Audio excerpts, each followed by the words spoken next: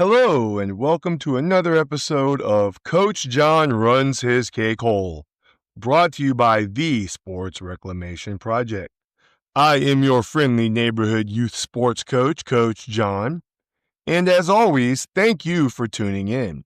Got a good show to talk about today. We're going to defend Daddy Ball. Last week's podcast talked about how to navigate Daddy Ball, but this week I'm going to defend it. However, we got to get through our shameless plugs first. If you have not found and liked or followed us on Facebook or Instagram, please consider doing so. You can find us on Facebook at The Sports Reclamation Project and on Instagram at _Sports Reclamation Project. You can also feel free to check out our website at www.sportsreclamationproject.com. If you'd like to support monetarily and represent the Sports Reclamation Project, feel free to visit our shop at www.sportsreclamationproject.com and click the link in the top corner that says shop. The money raised there does not go into my pocket. It does not go back into the Sports Reclamation Project's pocket. It goes to a scholarship fund dedicated to providing registration fees for underprivileged youth athletes in local areas. I would also be amiss if I did not mention TrueVictory.com. Founded by U.S. military veterans and first responders, True Victory is a sportswear and streetwear brand dedicated to building everyday champions on and off the field.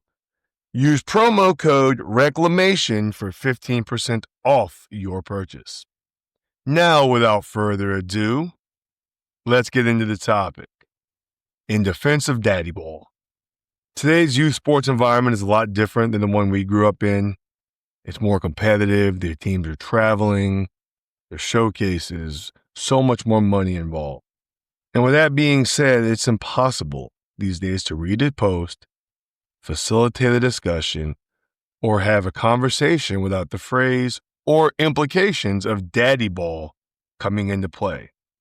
Now, we previously defined Daddy Ball as a pejorative term used to define a situation in youth sports where the coach or coaches of a team favor or perceive to favor their children over the benefit of the team. It's nearly impossible, and this is me speaking from experience, to coach a team as a parent and not receive the side eye or hear whispers when you as a coach choose to play your child in a more prime position, we'll say, on a youth sports team. These are positions that tend to have the eyes on them more often, tend to be more involved in the flow of the game. Think pitcher, shortstop in baseball, quarterback on the football team, point guard in basketball. When you do this or continue to utilize them in the starting lineup, regardless of performance, these assumptions and accusations of Daddy Ball tend to occur. They can occur whether or not the coach's player is the best player on the team or the best player for that position.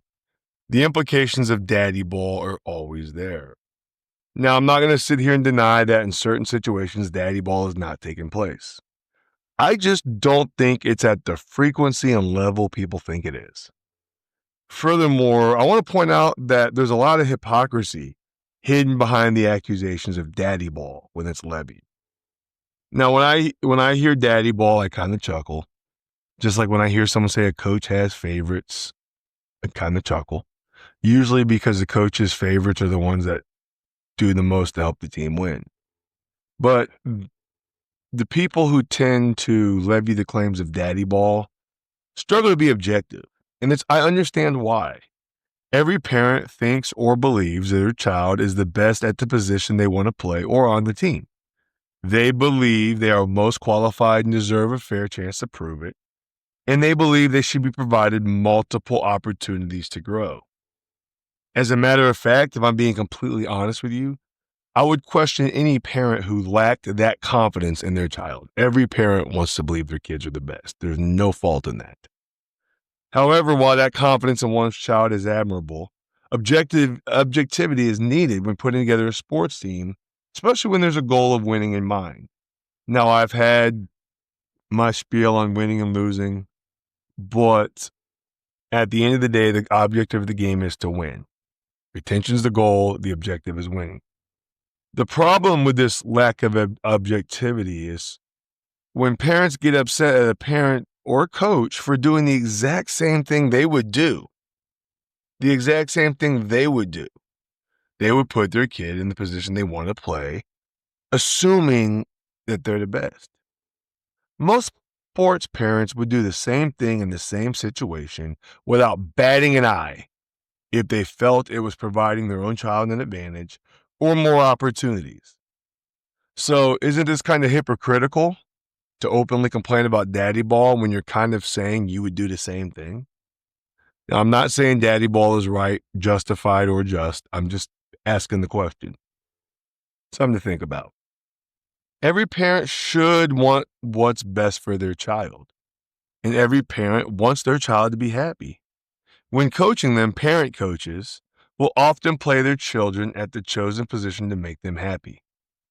I always think of my dad, third grade, time for kids to start catching behind the plate in Little League Baseball.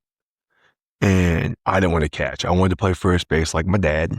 And my dad bought me a catcher's mitt and told me if any other kid gets stuck, my dad was one of the coaches. If any other kid gets stuck behind the plate and he gets hurt, their parents could sue my dad. My dad's quote was, "I know your parents, they're not going to sue me.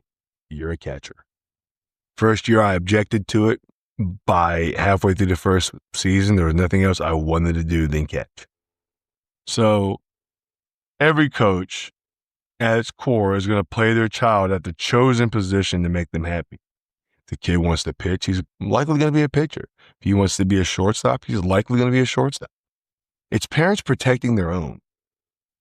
When this is paired with the previously mentioned lack of objectivity that most parents have with their kids in sports, of course the coach's kid is going to have an advantage.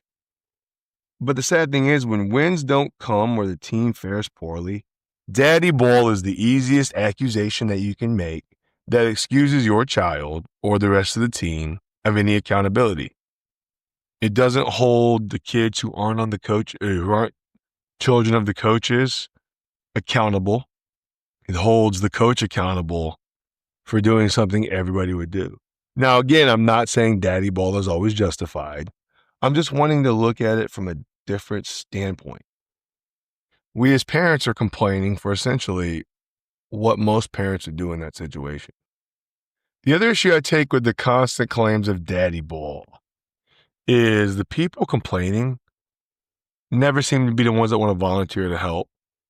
And that kind of hits a nerve with me. Same when they're coaching from the bleachers or doing anything else. It just hits a nerve with me. Do you remember the old saying, and it might still be a saying, I don't really pay attention, that if you do not vote, you don't have the right to complain?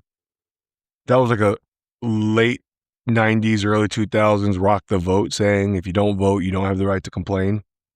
Well, in a way, it kind of fits here too. Approximately 90 to 95% of youth coaching jobs are on a volunteer basis, probably even higher than 95%, meaning that the coach of that team is volunteering their time, like it or not. You don't have to like it, but it's their team and their rules and they're volunteering the time. You don't like that, then volunteer. Oh, you work? Is that an excuse? You work? Well, so does the coach. You have a family. Oh, well, the coach does too. And unfortunately, they're taking time away from them to help out. Now, I'm not saying there is no nepotism in youth sports. There is nepotism everywhere. What I'm saying is instead of labeling it daddy ball, ask yourself if you were the head coach, what you would do, and see how hard it is.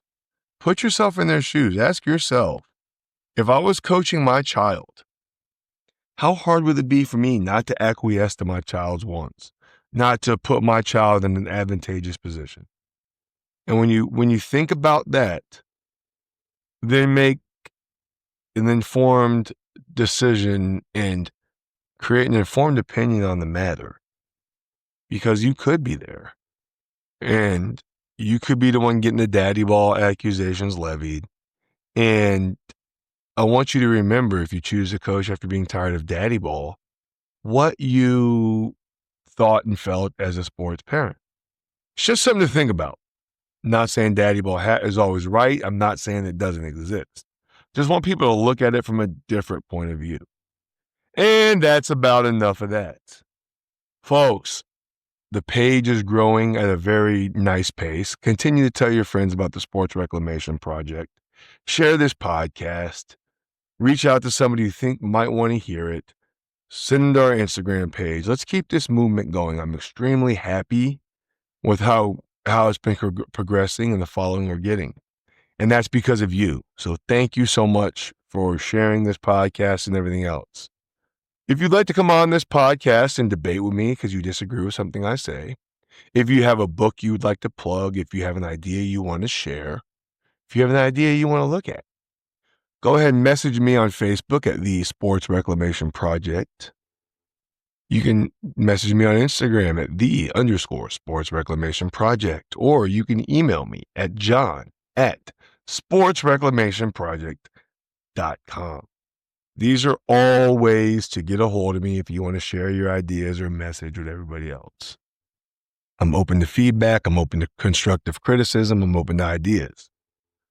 Other than that, I hate to say that's it, that's all, but I hope you've had a ball. If over this 4th of July weekend, you are going to be watching fireworks, I encourage you to please be safe. If you're going to be imbibing in the spirits of the holiday, please call a friend. Call a designated driver, plan accordingly. Tell everybody I know I'd rather be inconvenienced by being woken up by a friend who needs a ride than have to attend their funeral or court case because they made a poor decision. Lastly, if you're going to a tournament, I know some 4th of July tournaments out there, do me a favor, thank your kid's coach. Be kind to the referees, and as always, tell your kids you love watching them play. I'm with the Sports Reclamation Project, and we will talk later.